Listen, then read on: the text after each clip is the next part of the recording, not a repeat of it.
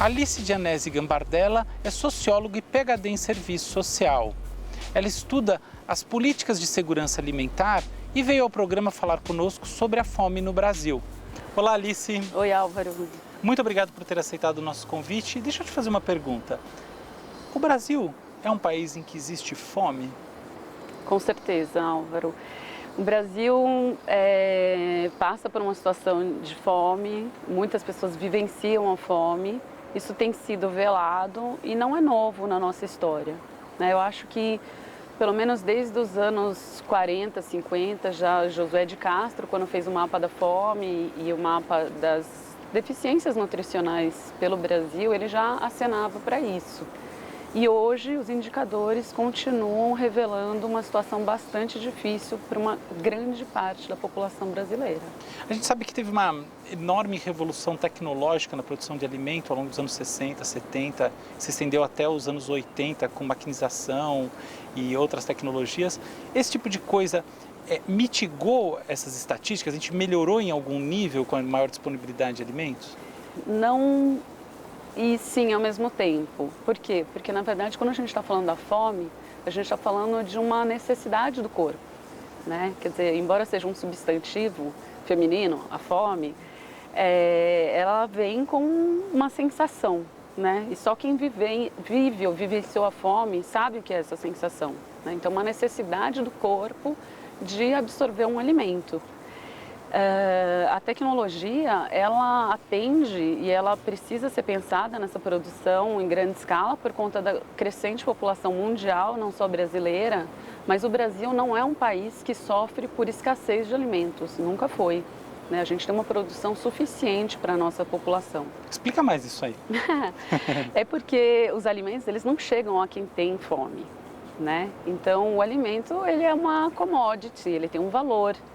E no Brasil a gente tem uma situação histórica de falta de renda, né? De pessoas pobres, empobrecidas. Então a gente tem isso em cidades ricas como São Paulo, cidade mais rica da América do Sul, mas a gente também tem isso no Nordeste, né? Que é a área mais carente, mais pobre do nosso país. Eu sei que muita gente diferencia a fome da desnutrição. Qual dos dois você acha que é mais importante no Brasil? Eu acho que a gente deveria pensar num termo que a gente denomina como segurança alimentar. Então, a segurança alimentar, ela envolve a qualidade dos alimentos que as pessoas acessam, né? Então, isso não tem a ver com fome.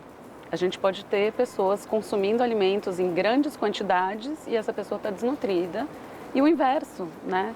Então, o que a gente tem que pensar é de que forma a gente consegue ofertar alimentos de qualidade para a nossa população, porque isso vai desencadear situações de saúde pública.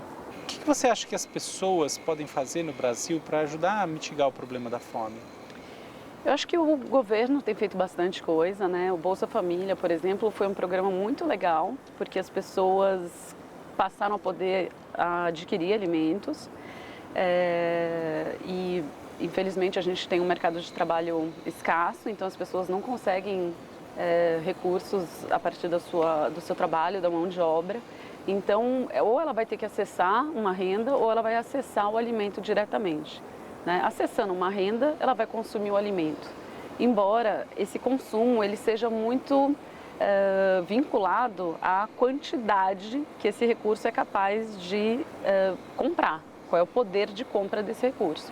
Então, quando a gente falava da situação de desnutrição ou de insegurança alimentar, é porque a gente tem uma questão em que a proteína, que é tão importante para a gente, ela é muito mais cara e ela deve fazer parte entre 10% e 15% da nossa alimentação. E o carboidrato, que tem pouco valor energético, ele é muito barato, né? Então, o que a gente viu nesse processo todo, e eu acho que é uma coisa que mudou dos anos 40, 50 para cá, é a obesidade da nossa população, né? Agora, a pessoa de classe média, eventualmente de classe média alta ou classe alta, ela deveria ter algum papel nesse esforço? Essa questão que eu acho que é difícil para as pessoas em casa entender. Como atuar, ou na verdade não, a gente deve de uma vez assumir que elas não têm nenhuma responsabilidade, nem devem ter. Como você entende isso? A participação da pessoa que em algum nível poderia até contribuir para mitigar a fome, se é que isso é viável? Então, eu acho que a fome, ela passa por uma questão de direitos e direitos humanos, né?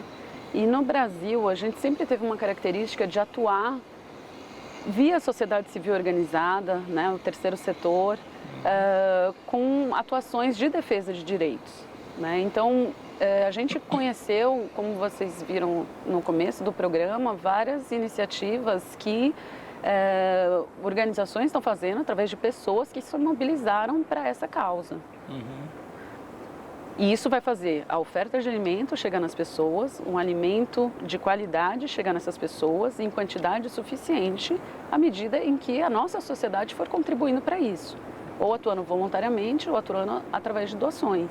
Legal. Você acha que a ideia de que as pessoas em casa não devem desperdiçar comida, porque isso de alguma maneira impacta a disponibilidade geral de alimentos, eu acho que sob a lógica de que elas podiam pegar essa comida e realmente doar para alguém, faz sentido ou você acha que isso é uma tremenda bobagem? Eu acho que tem que ser um princípio. Não desperdiçar alimento é um princípio do ser humano, né? Então, eu não posso falar de quantidades, porque o que a gente deixaria de jogar fora num domicílio é muito pouquinho, mas não, por exemplo, um hotel, um restaurante, né? Então, esse volume ele é suficiente sim para alimentar pessoas.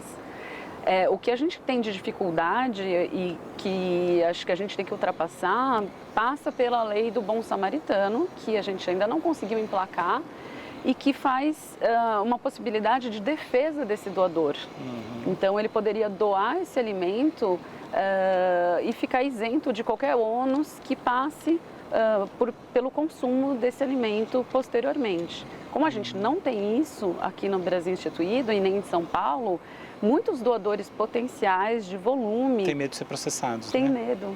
Eu entendo. É uma questão bem complexa, né? Porque tem um outro lado que isso também garante a qualidade do alimento doado, né? Ou não?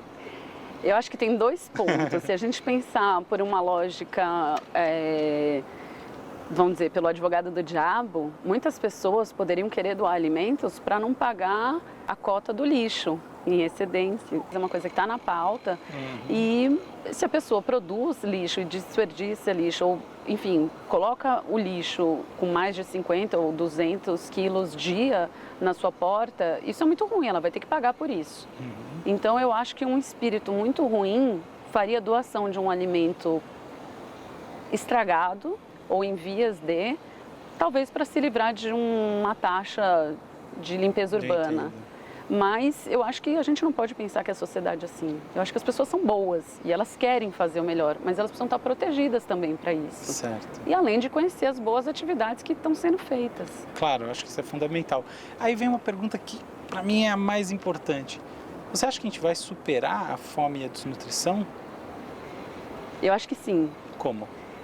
Eu acho que a gente tem hoje uma mudança no mundo e o mundo é muito veloz, a informação é muito veloz, né? Então a gente tem muitas iniciativas bacanas acontecendo, como as hortas urbanas, né? Uma campanha para você consumir o alimento da estação e não um alimento importado ou um alimento que venha de muito longe, né? Então isso, eu acho que a questão do impacto ambiental, ela está vinculada à produção do alimento e o acesso ao alimento. Então, quanto mais a gente difundir essas novas propostas de adquirir o alimento, ter acesso ao alimento e produzir o alimento na cidade, nos centros urbanos, isso é muito rico para a gente, né? E desvelando isso, que eu acho que é o mais legal que você está fazendo aqui no teu programa, podendo mostrar para as pessoas que a gente tem um alimento e que uma ação pequenininha que seja vai ser suficiente para uma pessoa não sentir a fome, né? Não passar por essa necessidade de manutenção da sobrevivência dela. Isso é excelente. Eu acho a mesma coisa. Eu acho que conforme a gente consegue comunicar mais facilmente que existem as iniciativas e agregar mais gente nelas, realmente o problema vai diminuindo. Se a gente pensar que o custo do alimento está diminuindo também, e em particular as proteínas sintéticas estão cada vez mais fáceis de serem produzidas em ambientes longe do campo, talvez a gente possa ter aí uma transformação que não é ideal, mas é alguma coisa. Faz sentido? Faz. Eu sou uma curiosa que estou procurando um Impossible Burger, né? Quando ele chegar na minha frente, eu tenho certeza que eu vou querer experimentar, embora eu não coma carne vermelha. Não sei se eu vou gostar muito dele. Mas eu acho que as tecnologias, elas vêm nesse sentido. Eu só não gostaria que uma pílula substituísse um alimento. Sim, né? Eu acho que a gente tem que... O alimento é um direito humano, né? É o direito humano. Muito legal. Alice, muito obrigado pela sua participação. Foi um barato conversar com você. Eu que agradeço. Muito legal estar aqui com você, nesse lugar incrível e podendo falar disso que é tão importante. Legal. E para você que nos acompanhou até aqui, nosso muito obrigado. Semana que vem vamos estar aqui novamente com Quem Vem Causando em São Paulo.